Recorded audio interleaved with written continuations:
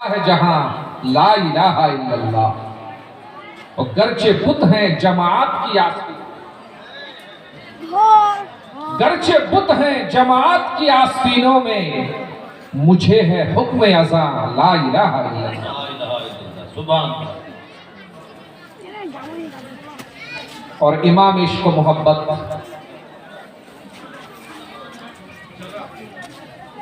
حضرتوں میں اعلیٰ حضرت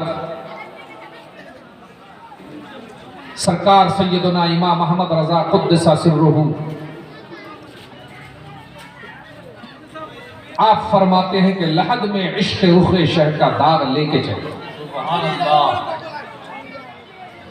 لحد میں عشق رخ شہ کا داغ لے کے چلے، اندھیری رات سنی تھی، اندھیری رات سنی تھی، چراغ لے کے چلے، اور تیرے غلاموں کا نقش قدم ہے راہ خدا، وہ کیا بہک سکے جو یہ سراغ لے کے چلے۔ حضرات گرامی،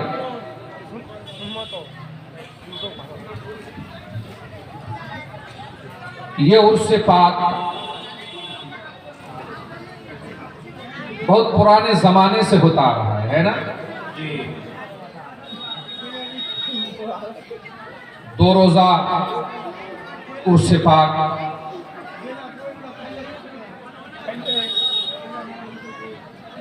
اس گاؤں کے لوگ یا اس عرس کے منانے والے کمیٹی کے ارکان جیسے بھی اس کا اہتمام کرتے ہیں وہ کرتے ہیں، اور اللہ رب العزت نے چاہا تو کرتے رہیں گے، بے شک کرتے رہے۔ علماء کرام اللہ رب العزت ان کی علم و عمر میں برکتیں عطا کرے، آمین آمین۔ وہ اس اسٹیج سے آپ تک دین و سنت کی باتیں پہنچاتے رہتے ہیں۔ کبھی کبھی یہ سوال ہوتا ہے کہ ظاہر سی بات ہے ہر کام کا ایک مقصد ہوتا ہے، کیونکہ عقل مند آدمی بغیر مقصد کے کوئی کام نہیں کرتا، اور جو بغیر مقصد کے گھومتا رہتا ہے اس کا شمار عقل مندوں میں نہیں ہوتا۔ بے شک بے شک۔ تو ظاہر سی بات ہے اس عرس کے انعقاد کا ایک خوبصورت اور ایک بہترین جائز مقصد بھی ہے، اور اس مقصد میں یہ باتیں شامل ہو سکتی ہیں کہ بزرگان دین رضوان اللہ تعالی علیہم اجمعین کا فیضان یہ عام و تام ہو جائے، ان کا پیغام جن لوگوں تک نہیں پہنچا ان تک پہنچ جائے۔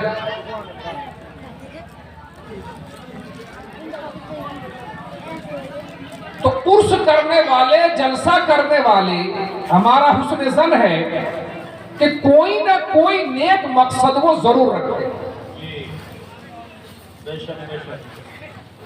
اور اب سننے والے کس مقصد سے آتے ہیں یہ ظاہر نہیں ہو پاتا، اور یہیں پہ آ کر کے بڑا ڈسٹرب ہوتا ہے۔ یہی دیکھ لیجئے آپ، جتنے لوگ سننے کے مقصد سے آئے ہیں وہ سن رہے ہیں، اور جو دیکھنے کے مقصد سے آئے تھے وہ دیکھ رہے ہیں، اور جو صرف گھومنے کے مقصد سے آئے تھے وہ آدھے جا چکے، باقی گھوم رہے ہیں۔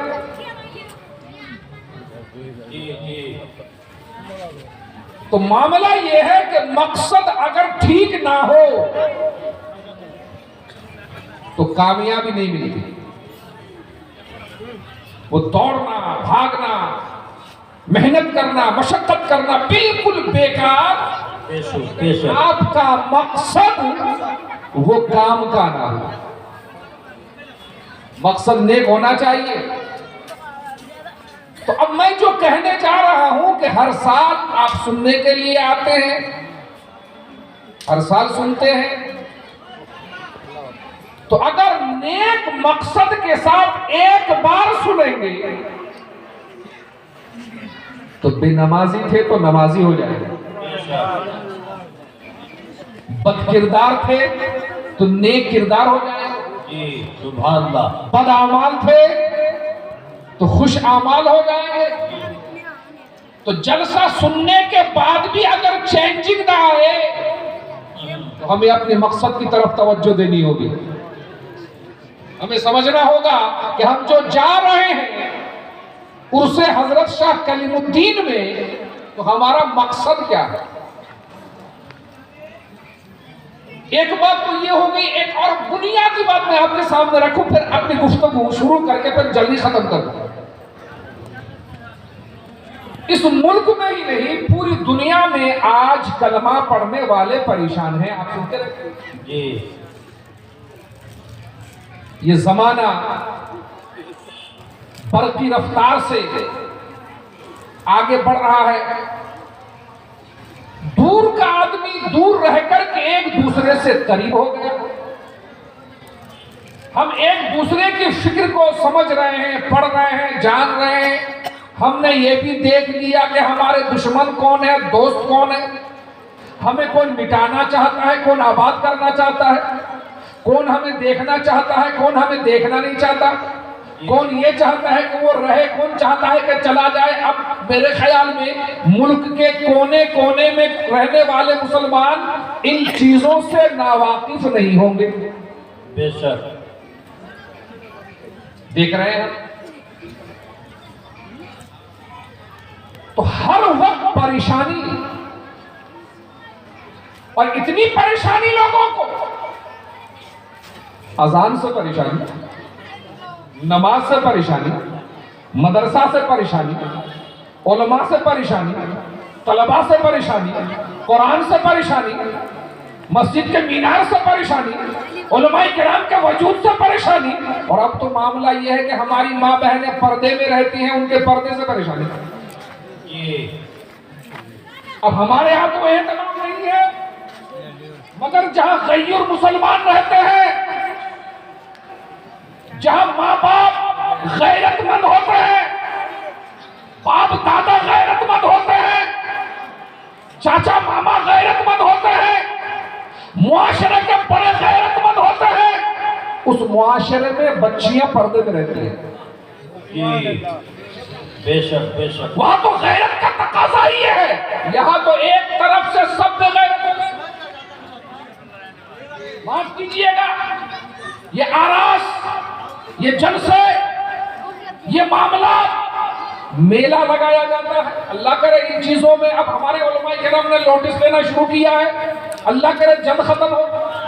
مگر مجھے بتائیں آپ، نوجوان لڑکیوں کو گھمانے کے لیے کون لاتا ہے؟ کوئی ٹیکا والا، کوئی چٹیا والا، یا دھوتی پہننے والا؟ گھمانے کے لیے کون لاتا ہے؟ مہمانی کے نام پر ان کے ساتھ بھدے مذاق کون کرتا ہے؟ یہ لوگ تو ہیں، جی ہماری قوم کے لوگ تو ہیں۔ جی بے شک تو اب پریشانی ہی پریشانی، گھر میں بھی پریشانی، باہر بھی پریشانی، جہاں جاؤ وہاں پریشانی۔ تو اس پریشانی کی وجہ کیا ہے؟ کارن کیا ہے؟ کیوں پریشان ہوتے ہیں ہم؟ تو بتا دوں، زندہ ہے نا آپ لوگ، سننے کے لیے بیدار ہے نا؟ چند ہی لوگ ہیں، مگر بات بڑے قاعدے کی آپ کے سامنے رکھ رہا ہوں۔ ایک بات آپ بتائیں، جب ہم خود کو کہتے ہیں کہ ہم مسلمان ہیں، تو اب پھر ہم اپنی زندگی کو اپنی مرضی سے نہیں گزار سکتے۔ اب ہماری زندگی کے مالک ہم نہیں ہیں۔ ہم خود کو کہیں مسلمان، تو مسلمان کے لیے اللہ رب العزت نے قانون بھی عطا کیا ہے، تو جو جس کا ماننے والا ہوتا ہے وہ اس کے قانون پہ عمل بھی کرتا ہے۔ بے شک حق ہے۔ بات تو یہی ہے جی کہ ہم نے خود کو مسلمان تو کہا، مگر ایک اسلامی قانون ہے، ہم نے اسے رد کر دیا، ہم نے اس پر عمل نہیں کیا، ہم نے اس پر غور نہیں کیا۔ ہم یہ چاہتے ہیں کہ اسلام کی ساری رعایتیں ہم کو ملتی رہے، اللہ کی رحمت بھی ملے، اس کا فضل بھی ملے، نبی کی شفاعت بھی ملے، ہمیں جو ہماری ضرورتیں ہیں، اسلام نے جو ہمارے لیے رعایت رکھی ہے ان سے ہم فائدہ بھی اٹھائیں اور ہم اسلامی قانون کو بھی نہ مانیں۔ جی تو یاد رکھیں، آپ اس پریشانی کے دائی آپ خود ہیں۔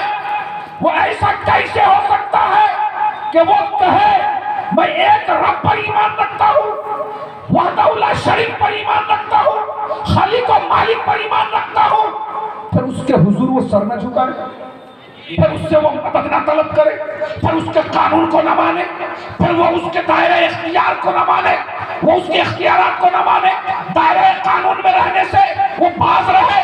دوستان محترم، اگر آپ نے خود کو مسلمان کہا تو جس دن آپ نے خود کو مسلمان کہا تھا آپ کو یہ یقین بھی کر لینا تھا، تسلیم بھی کر لینا تھا کہ جب ہم نے ایک رب کو مانا ہے، وحدہ لا شریک کو مانا ہے، تو ہمیں قانون بھی اسی کا ماننا ہے۔ جی بے شک۔ اور جو اس کا قانون مانتا ہے، میں تو واقعات کی روشنی میں جانا نہیں چاہتا، ایک پیغمبر کا نام آپ کے سامنے رکھوں اور جو قرآن مجید نے بالتفصیل ذکر کیا، حضرت ابراہیم علیہ السلام۔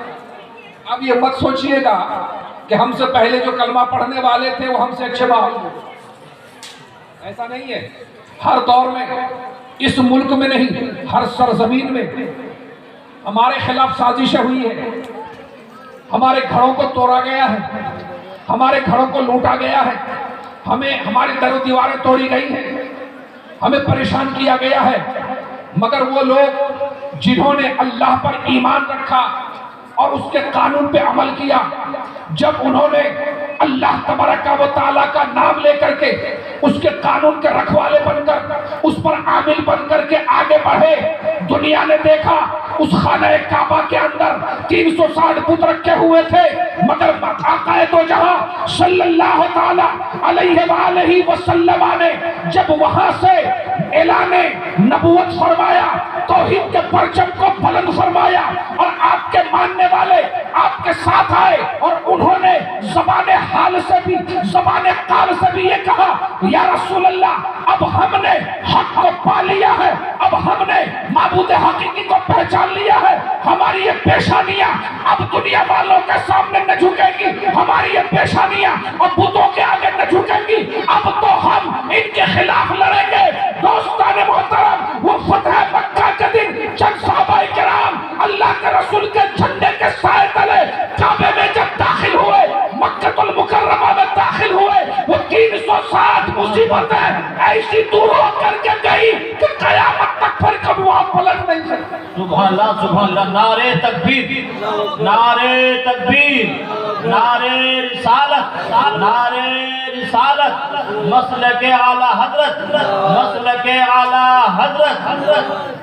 آپ کہیں گے ایسا کیسے ہوا، چاروں طرف تو دشمن ہی تھے، تو میں کہوں گا ایسا اس لیے ہوا انہوں نے اللہ رب العزت پر ایمان لا کر کے یہ وعدہ کیا، اے پروردگار ہم تیرے نبی کے ہاتھ پر، تیری ذات پر ایمان لاتے ہیں، تیرے دین پر ایمان لاتے ہیں، اور ہم تیرے ہی لیے لڑیں گے، ہم تیرے قانون پہ عمل بھی کریں گے، اس پہ جان بھی دے دیں گے۔ تو اللہ تبارک و تعالیٰ نے یہ مژدہ سنا دیا کہ جو میرے لیے لڑے گا، ان الذین آمنوا وعملوا الصالحات کانت لہم جنات الفردوس نزلا۔ یہ ایمان لانے کے بعد جو نیک عمل کریں گے ان کے لیے جنت کے باغات ہیں۔ بے شک بے شک، ہم پریشان ہیں، تو ہم نے یہ چاہا کہ گھر بنا لیا، اب یہاں پر قانون ہمارا چلے گا، مسجد ہم نے بنائی تو قانون ہمارا چلنا چاہیے، ہم نے اگر معاشرے میں ایک بہت بڑا عہدہ حاصل کر لیا تو قانون ہمارا چلنا چاہیے۔ دوستان محترم، میں عرض کرنا چاہتا ہوں یہ 5 سال والا قانون جو ہر موقع پر ایک مانتا ہے دوسرا رد کر دیتا ہے، ہر 5 سال کے بعد یہ قوانین بدلتے رہتے ہیں۔ یہ قوانین، ان قوانین سے کبھی بھی نہ انسانیت کی تعمیر ہو سکتی ہے، نہ ترقی ہو سکتی ہے، نہ دنیا اللہ تبارک و تعالیٰ کے اس راز کو پا سکتی ہے جس راز کو پانے کا انسان مکلف بھی ہوا ہے، وہ جب تک اس قانون کو نہ مانے جو قانون محمد رسول اللہ لے کر کے آئے ہیں، آقا دو جہاں لے کر کے آئے ہیں۔ تو آج اگر ہم اس سرزمین میں پریشان ہیں، اس کی بنیادی وجہ یہ ہے کہ ہم نے خود کو مسلمان تو کہا مگر اسلامی قانون کو ہم نے ماننا بند کر دیا۔ جی بے شک بے شک، حق ہے حق ہے۔ اب آپ بتائیے کیسے ترقی ہوگی دوستان محترم؟ تو دیکھیں اب زندگی گزارنا ہے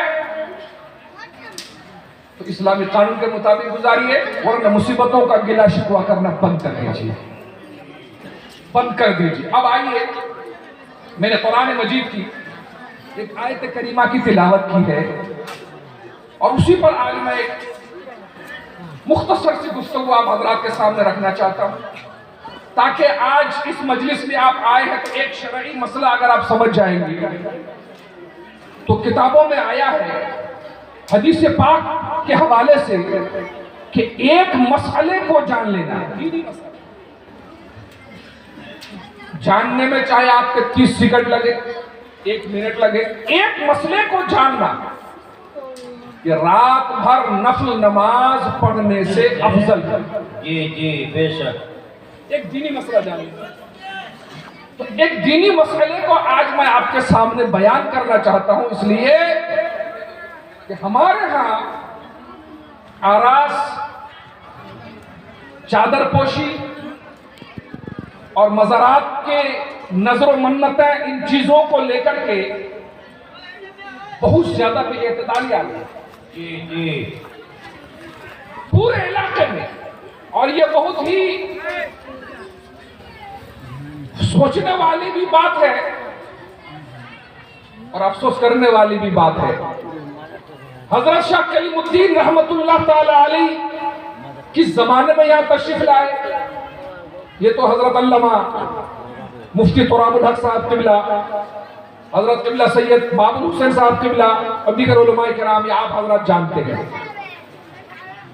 وہ اس تعلق سے آپ لوگ اس بہت دنوں سے کرتے آ رہے ہیں، مگر آپ لوگ اس چیز کا احساس کیجئے کہ ہمارے علاقے میں ہر سال 4-5 نئے مزارات بنتے،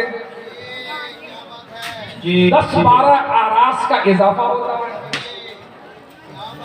میں کبھی سوچتا ہوں کہ کسی گاؤں کے بارے میں کبھی نہیں سنا گیا کہ فلاں گاؤں میں ایک بہت بڑے پڑھے لکھے عالم بعمل رہتے تھے، یا فلاں بزرگ کا خلیفہ رہتے تھے، یا فلاں گاؤں میں پڑھا لکھا وہ دیندار کوئی فرد رہتا تھا، کچھ عطا پتہ نہیں۔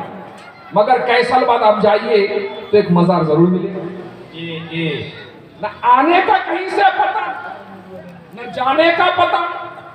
اور ہمارے آپ لوگوں نے کیا سوچا کہ وہی اعتقاد میں اس قدر کمزوری آ گئی ہے کہ جس طرح سے غیروں کا حال ہے کہ کہیں پر بڑا درخت دیکھ لیا تو ہاتھ جوڑ کے کھڑے ہو گئے، کہیں پر مٹی کا وہ ڈھیر دیکھ لیا تو وہاں جا کے سر جھکا دیا، کہیں دریا کا طوفان دیکھ لیا تو ہاتھ جوڑ کے کھڑے ہو گئے۔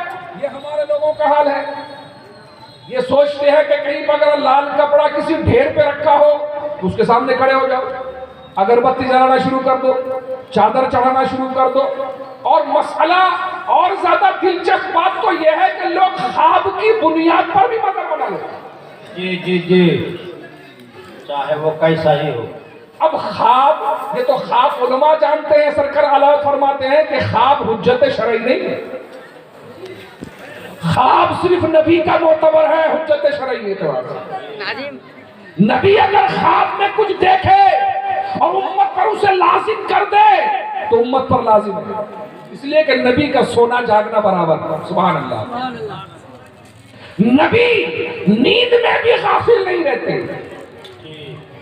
لیکن ہمارا معاملہ کیا ہے؟ خواب دیکھ لیا. کہاں پر دیکھا؟ کہ سڑک کے کنارے وہاں پر ایک ہم نے خواب دیکھا کہ مزار بن گیا. تو اب کیا کرنا چاہیے؟ کہ مزار بنانا چاہیے. وہاں شروع ہو گئے. میں کبھی ایسے لوگوں سے پوچھتا ہوں بھائی ایسا خواب کیوں دیکھتا ہے؟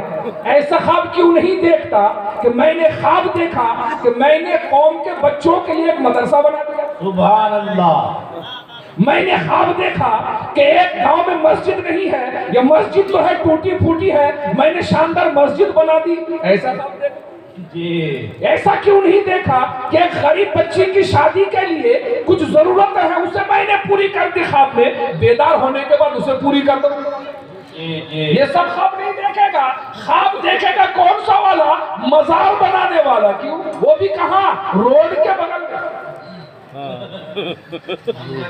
اپنے گھر کے جہاں پہ سوتا ہے وہاں نہیں دیکھے گا. وہ خواب دیکھا, وہ یہ بھی تو دیکھ سکتا تھا نا کہ جہاں میں سو رہا ہوں یہیں پہ خواب میں مزار بن گیا ہے اور کہا یہ گیا ہے کہ تم اپنے پورے گھر کو مدرسہ بنا دو. ایسا خواب نہیں دیکھے گا. تو آپ سوچ لیجیے, آپ ایسا خواب دیکھنے والا اور خواب میں نہ کوئی گواہ ہوتا ہے نہ کوئی شاہد, اور ایسے خواب کی بنیاد پر مزار بنا دینا, پھر ایسے مزارات پہ چادر چڑھانا, ایسے مزاروں پہ جا کر کے منتیں مانگنا, ایسے مزاروں پہ جا کر کے اپنے اعتقاد کی جبی کو جھکا دینا, کیا یہ جائز ہے؟ پوچھ لیجیے علماء کرام سے. سرکار سید اعلی حضرت عظیم البرکت رضی اللہ تعالیٰ عنہ نے صاف لکھا ہے کہ ایسی قبر میں جانا جہاں پر صاحب قبر کا کچھ پتہ نہ ہو, وہ جائز نہیں ہے. چادر چڑھنا تو دور کی بات, فاتحہ پڑھنا تو دور کی بات, یہ تمام فقہاء کرام کا مسئلہ ہے. اس لیے میں آپ حضرات سے کہتا ہوں کہ اس علاقے میں جو آراز قدیم زمانے سے ہوتے آ رہے ہیں, علماء کرام نے جن کی اجازت دی ہے, جن کو ان کی تاریخ جان کر کے انہوں نے بھی اجازت دی ہوگی, تو ایسے نہیں دی ہوگی, تاریخ معلوم کی ہوگی, وہ ان کی شرعی حیثیت کو معلوم کیا ہوگا تب اجازت دی ہوگی. تو جو آراز ہوتے آ رہے ہیں انہیں کو کیجیے. یہ جو نئے نئے خواب کے بنیاد پر مزارات بن رہے ہیں, ان مزارات سے باز رہیے. اور بھی بات بتا دوں, بات آ گئی ہے تو بھائی ایک دیکھیے, مزار بننے کے لیے کیسا آدمی ہونا چاہیے؟ کم سے کم ایسا تو ہو کہ وہ عالم دین ہو.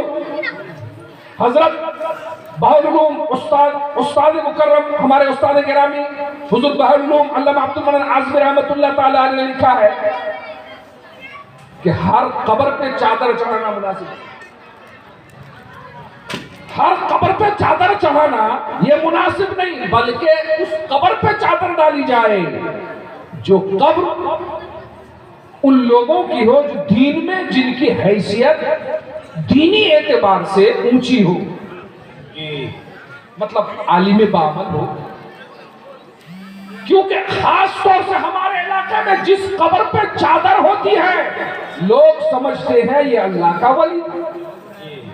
تو ہمارے علاقے میں اگر چادر ڈالی جائے تو کم از کم جس قبر پہ چادر ڈالی گئی ہے وہ صاحب قبر عالم باعمل ضرور ہو. جی عالم باعمل ضرور ہو. اس کے نیچے اگر آپ نے کیا تو خلاف شریعت کام کیا. خلاف شریعت کام کیا آپ نے. جو خلاف شریعت کام کرنا جائز نہیں ہے, مگر یہ شروع ہو گیا. بھائی ایک نیا ہماری طرف جو ایک کیٹیگری نکالا ہے وہ ہے مستانوں کی.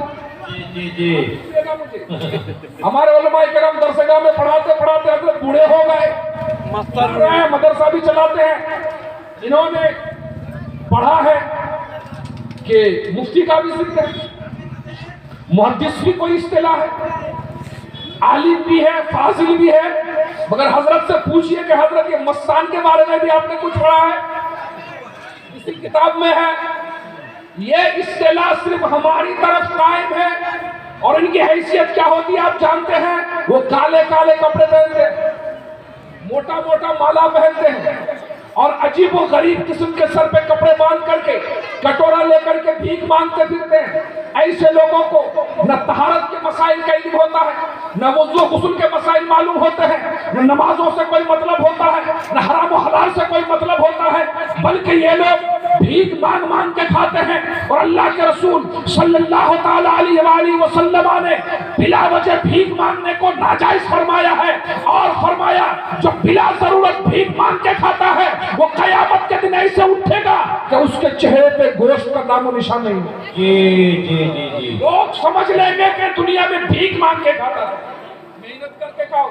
تو ایسے لوگ جب مر جاتے ہیں تو ہمارے ہاں سب کی عاقبت ہو جاتے ہیں، تو ان کا بھی مزار مر جاتا ہے۔ جی میں آپ سے اس لیے کہتا ہوں یہ مزار پہ جانا چھوٹی موٹی بات نہیں ہے، ایمان و کفر کا معاملہ ہے۔ جی کسی آستانے پہ حاضری دینا چھوٹی موٹی بات نہیں ہے، یہ شرک و کفر، ایمان شرک و توحید، ایمان و کفر کا معاملہ ہے۔ اگر ذرا سا ڈس بیلنس ہو گئے نا تو سیدھے جہنم میں جائیں گے۔ اس لیے مزار پہ جانے کا سلیقہ اور طریقہ کیا ہے، یہ مسلک اعلیٰ حضرت سے سیکھیں۔ قرآن مجید کی آیت کریمہ کی تلاوت کی ہے، اس میں ایک خاص مسئلے کا ذکر ہے کہ وَابْتَغُوا إِلَيْهِ الْوَسِيلَةَ،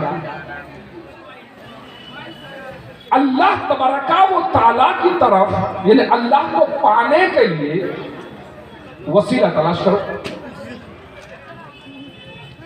یہ بہت قرآن مجید کی بات کر رہا ہوں اور بہت اہم مسئلہ ہے، جہاں پر آج لوگ ہر چیز کو اپنا وسیلہ بنا لیتے ہیں۔ بھائی وسیلہ ایسی چیز ہو جسے اللہ رب العزت نے وسیلہ قرار دیا ہو۔ ہم بنا لیں گے اپنی طرف سے تو وسیلہ نہیں بن سکتا۔ وسیلہ وہی چیز بن سکتی ہے جو اللہ تبارک و تعالی جسے وسیلہ قرار دے، شریعت مطہرہ نے جس کو یہ حیثیت دے کہ آپ اسے اللہ کی بارگاہ میں وسیلہ بنائیں۔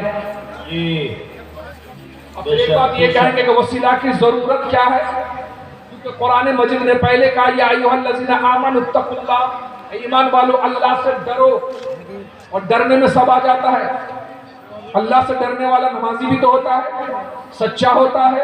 اللہ سے ڈرنے والا وہ ضروریات دین کا علم بھی رکھتا ہے۔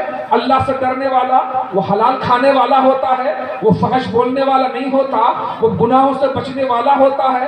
ظاہر سی بات ہے جو اللہ سے ڈرنے والا ہوگا وہ یقیناً سچا اللہ والا ہوگا۔ بے شک سبحان اللہ سبحان اللہ۔ اب ڈرنے والوں سے بھی کہا جائے کہ وسیلہ تلاش کرو تو بات کی سمجھنے کی ہے۔ دنیا میں کچھ لوگ آپ کو ایسے ملیں گے جو یہ کہیں گے کہ جب ہم نماز پڑھتے ہی ہیں تو وسیلے کی کیا ضرورت، جیسے دیوبند وہابی دیوبندی نماز تو پڑھتے ہی ہیں، پھر وسیلے کی کیا ضرورت۔ اور کچھ لوگ وہ سوچتے ہیں کہ چلو نماز روزہ اگر نہیں بھی کچھ ہو سکا نا تو وسیلہ بنا لو، اس کے بخشے جائے کیا تو دونوں طرف کے لوگ رونگ سائڈ جا رہے ہیں، دونوں طرف کے لوگ غلط جا رہے ہیں، صحیح راستے پہ جا رہے ہیں۔ یہ بھی مت سوچنا کہ نماز روزہ حج و زکات اس کے مکلف ہونے کے باوجود اگر ہم نے نہیں کیا تو صرف وسیلے کی بنیاد پر ہمارا ساتھ خود معاف ہو جائے گا، ہم سے کچھ پوچھا نہیں جائے گا، وہ تو بعد کی بات ہے۔ اگر ایمان کے ساتھ دنیا سے گئے تو اللہ تبارک و تعالی وہ بخش دے گا، مگر یہ ضروری ہے کہ ایمان کے ساتھ وہی جاتا ہے جو دنیا میں باعمل ہوتا ہے۔ جی بے شک ایسا کیسے ہو سکتا ہے نماز چھوڑنے کی عادت ہو اور موت ہو نمازیوں کے جیسے؟ ایسا کیسے ہو سکتا ہے جھوٹ بولنے کی عادت ہو اور موت ہو سچوں جیسی؟ ایسا کیسے ہو سکتا ہے کہ شراب پینے کی عادت ہو اور موت ہو ان لوگوں کی طرح جو لوگ ہمیشہ منہیات شریعت سے بچتے آئے ہیں؟ نہیں، دنیا میں یہ علامتیں ہیں، جو لوگ دنیا میں نیک کام کرتے رہتے ہیں ان کی موت نیکی پر ہوتی ہے۔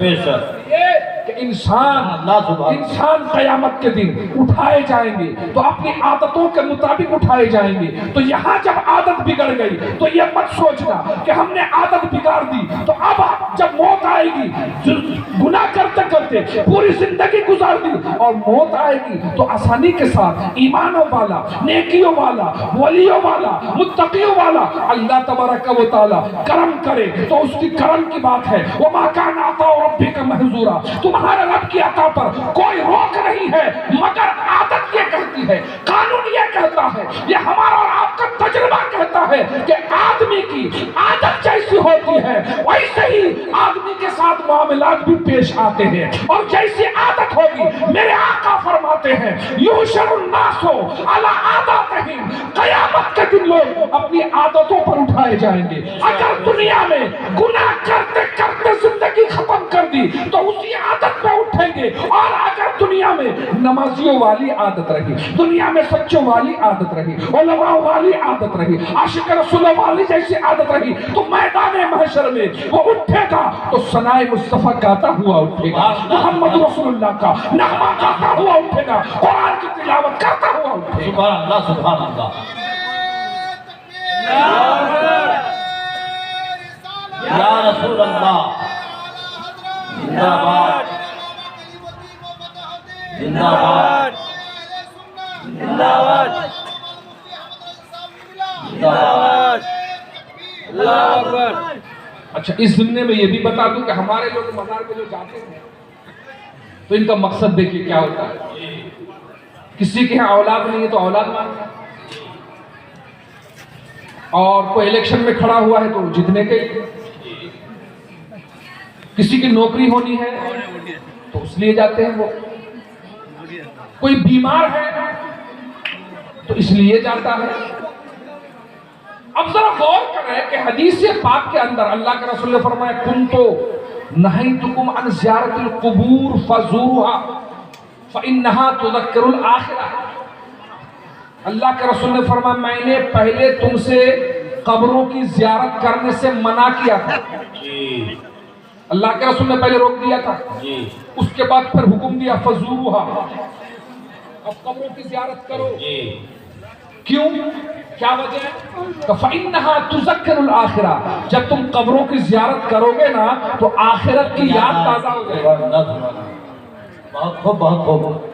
یہ ایک ایسی وجہ ہے بنیادی جو اللہ کے رسول صلی اللہ تعالی علیہ وآلہ وسلم نے خود بیان کیا۔ ایک یہ بات سلف صالحین سے ایک دوسری علت بھی یہ پائی جاتی ہے کہ بزرگان دین کے آستانے پر حاضری دو برکت حاصل کرنے کے۔ دو باتیں ہوئی، آخرت کی یاد، برکت حاصل کرنا۔ تو اب دیکھیے ہمارا جانا کس لیے ہوتا ہے؟ دولت مانگنے کے لیے، حکومت مانگنے کے لیے، ثروت مانگنے کے لیے۔ کتنے لوگ ہیں جو وہاں جا کر کے یہ دعا کرتے ہیں کہ اے اللہ میرا خاتمہ ایمان پر ہو۔ کتنے لوگ ہیں جو یہ جا کر کے دعا کرتے اے اللہ اس سے میں جو یہاں پہ آیا تھا نا ابھی میں نے نمازوں کی پابندی نہیں کی، اب جب میں یہاں سے پلٹوں گا تو مجھے نمازی بنا دے۔ کتنے لوگ یہ دعا کرتے ہیں اے اللہ اس سے پہلے جو میں کھاتا کماتا تھا حرام و حلال کے درمیان امتیاز نہیں کرتا تھا، اب جب میں اس آستانے پہ جاؤں نا آستانے سے واپس تو مجھے حلال کمائی کا اہتمام کرنے والا بنا دے۔ شاید و باید لوگ اجمیر شریف چلے جاتے ہیں مگر مقصد ان کا وہی رہتا ہے، حالانکہ اللہ کے رسول نے فرمایا جاؤ قبروں پر تو آخرت کی یاد تازہ کرنے کے لیے جاؤ، اس لیے جاؤ کہ یہ بزرگان دین اللہ تبارک و تعالیٰ نے جنہیں اتنا کمال عطا کیا تھا، ان کی زبان ایسی پرتاثر ہوتی تھی کہ اس زبان سے اگر بات نکل جاتی تھی تو بات ہو کے رہتی تھی۔ یہ ایسی شخصیتیں تھیں کہ اللہ تبارک و تعالیٰ نے جن کی شان اور عظمت کو خود بیان کیا، جب انہیں مرنا ہے ان جیسے لوگوں کو تو ہمیں بھی مرنا ہے، جب یہ مٹی کے اندر جانے والے ہیں تو ہم تو گنہگار ہیں، ہمیں بھی جانا ہے، تو ان کے وسیلے سے دعا کرے اے اللہ میں تیرے اس نیک بندے کو وسیلہ بنا کر کے دعا کرتا ہوں کہ تو اس نیک بندے کے وسیلے سے مجھے بھی نیک بنا دے، مجھے بھی تو سچا پاک مسلمان بنا دے، مجھے بھی تو اپنے محبوب کا سچا غلام آمین آمین آمین ثم آمین. مگر یہ ہمارے ہاں وہ دعائیں نہیں ہوتی ہے، دوسری دعائیں ہوتی ہے. یعنی دنیا لینے کے لیے اللہ تبارک و تعالیٰ فرماتا ہے متاع الدنیا قلیل، یہ دنیا کی زندگی، یہ دنیا کے ساز و سامان، یہ دنیا کی دھن و دولت، یہ تو بہت کم ہے، یہ تو بہت کم ہے. تو کم چیزوں کو لینے کے لیے بزرگان دین کے آستانے پہ چلے جاتے ہو. یہی وجہ ہے کہ بزرگان دین کی کامل توجہ نہیں ہوتی ہے اور ہم پلٹنے کے بعد بھی پریشانی رہتے ہیں. جی جی جی بے شک. پریشان ہی رہتے ہیں. دوستان محترم، مزارات پہ جا کر کے ڈائریکٹ یہ مانگنا شروع کر ہمیں بیٹا عطا کر دو، یہ تو ہمارا حسن ظن ہے کہ ہم کہتے ہیں کہ مومن غلط نہیں سوچے گا. جی جی جی. مومن جب جائے گا آستانے پہ تو وہ یہی سوچے گا، اس کے اعتقاد یہ ہوتا ہے کہ اللہ تبارک و تعالیٰ ہی دینے والا ہے، یہ بزرگ اپنی دعا سے ہمیں دلائیں گے، تو یہ ہمارا سوچنا ہے. مگر خدا نہ خواستہ اپنی جہالت کی بنیاد پر، اپنی کم علمی کی بنیاد پر اگر جا کر کے اس نے صاحب مزار کو مستقل بذات سمجھ کر کے اس سے مانگ لیا تو حشر کیا ہوگا؟ تباہ و برباد. وہ کہاں جائے گا؟ ہمارا حسن ظن نہیں بچائے گا.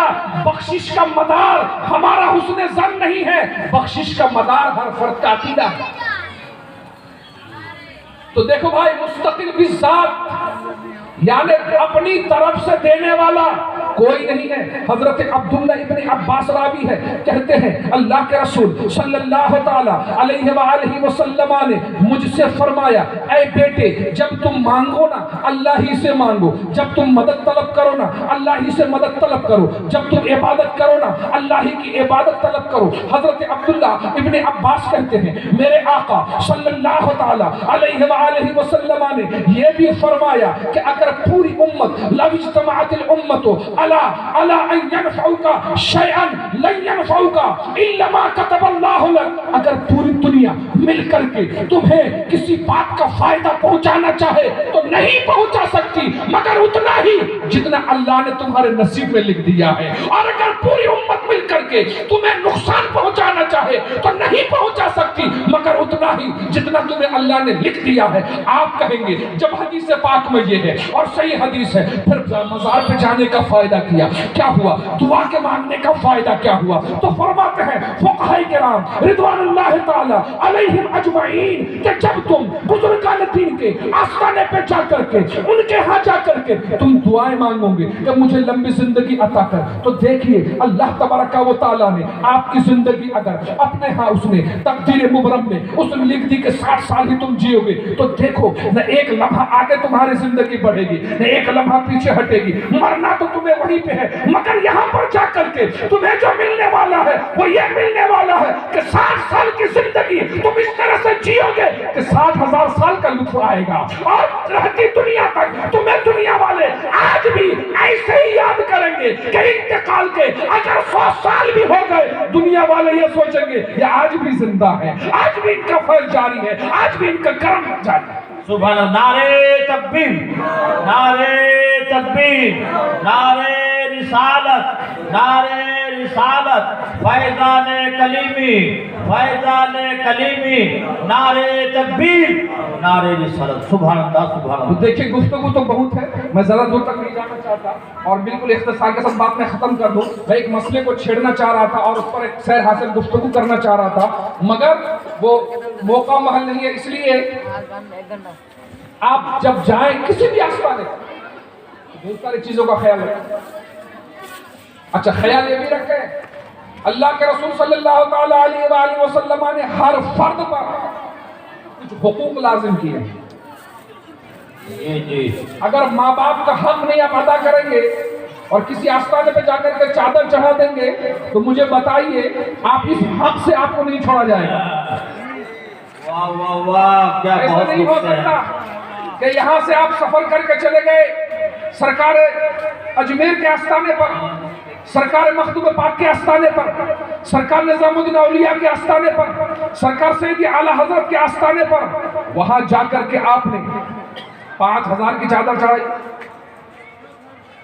1100 روپے کا نظر پیش کیا اور قاعدے سے سیلفی کا زمانہ ہے، کھٹاکھٹ آپ نے سیلفی کلک کر کے اپنے دوستوں میں چھوڑ دیا، بہت واہوائی ہو رہی ہے، مگر پورا جاڑا گزر گیا، ماں کے پاس جاڑا بھگانے کے لیے ایک بہتر سویٹر بھی نہیں ہے، جی جی جی، ایک چادر بھی نہیں ہے، ان لات کو اوڑھنے کے لیے ان کے پاس ایک لحاف کمبل بھی نہیں ہے۔ مجھے بتاؤ سرکار غریب نواز رضی اللہ تعالی عنہ کو اس چادر کی ضرورت نہیں ہے، اور نہ یہ حق شرعی ہے، شرعی حق بھی نہیں ہے مذہب کے چادر۔ جی جی جی، جو حضرات عالم عرب کا سفر کر کے ان سے جا کے پوچھے، بڑے بڑے محدثین کے مزاروں پر چادر نہیں ہے، جی فوٹو کے ذریعے سے دیکھا جا رہا ہے۔ علامہ ابن حجر اسقلانی کا آستانے کے اس کا فوٹو ظاہر ہوا، ویڈیو میں دکھایا گیا کہ اتنے بڑے محدث ان کے آستانے پر چادر تک عمارتیں بنی ہوئی ہے۔ کیا مطلب؟ اللہ تبارک و تعالیٰ نے انہیں اتنا دے ہی دیا، وہ تو انمول ہے، ہمارے 1000 کے چادر کی ضرورت کیا؟ انہیں کیا فائدہ اس سے؟ فائدہ تمہیں ہے۔ تو دیکھو غریب نواز کے نام پر یا سرکار نظام الدین اولیاء کے نام پر وہاں چادر چڑھانے کے بجائے ایسا کرو، انہی کے نام پر ایک ساڑی اپنی ماں کو خرید کر کے دے دو، ایک جوڑا کپڑا اپنے باپ کو خرید کر کے دے دو، اور اگر تمہارے ماں باپ اس سے بے نیاز ہے تو تمہارے بغل میں کوئی غریب ہو سکتا ہے، کوئی مزدور ہو سکتا ہے، کوئی پریشان حال ہو سکتا ہے، اللہ کے لیے خریدو، اللہ کے لیے اسے دے دو، غریب نواز کا فیضان وہیں سے ٹوٹ کے بس جاری رہے گا۔ سبحان اللہ سبحان اللہ سبحان اللہ۔ یہ چیزیں ہیں جن چیزوں کو ہم نے نظر انداز کر دیا، بلکہ آج تو اسٹینڈری کا زمانہ ہے۔ ہمارے نوجوان آپ دیکھیں گے یہ جو بڑے بڑے ہوٹلوں میں جاتے ہیں، ٹیبل بھر کے کھانا کھاتے ہیں، وہ 80% کھانا ضائع کر کر جب واپس آتے ہیں تو جو ویٹر ہے ان کو 100 روپیہ 200 روپیہ ٹپ دیتے ہیں، نہیں دیں گے تو بھائی شان گھٹ جائے گی۔ اور یہی لوگ جب علاقے میں آتے ہیں ایک ٹوٹو پہ بیٹھتے ہیں، اگر 10 روپیہ کرایہ ہے تو 8 روپیہ لیتے ہیں۔ جی جی جی، کیا بات ہے۔ یہ دیکھو، ارے یہ تو تمہارے رحم و کرم کا زیادہ مستحق ہے، علاقے کی غربت نہیں دیکھتے۔ ہم تو ٹوٹو دیکھ کر کے اندازہ کر رہے ہیں کہ پورے اس علاقے میں جو مسلمان آج وہ کسی بھی سیاسی پارٹی کے لیے لڑ رہے ہوں، اپنی بھوشیہ پر، اپنے مستقبل پر، اپنے فیوچر پر غور نہیں کیا۔ جی جی، انہوں نے اپنے بچوں کو دوسرے کا غلام بنا دیا۔ جوانی میں وہ مزدوری کرتا تھا، بڑھاپے میں ٹوٹو لے کر کے چلتا ہے، یہ مر جائے گا، پھر اپنے بیٹے کو بھی سال میں چھوڑ کر کے جائے گا۔ ایسا اس لیے ہوتا ہے کہ آپ نے اپنے مستقبل کو دوسروں کے ہاتھ میں دے دیا ہے۔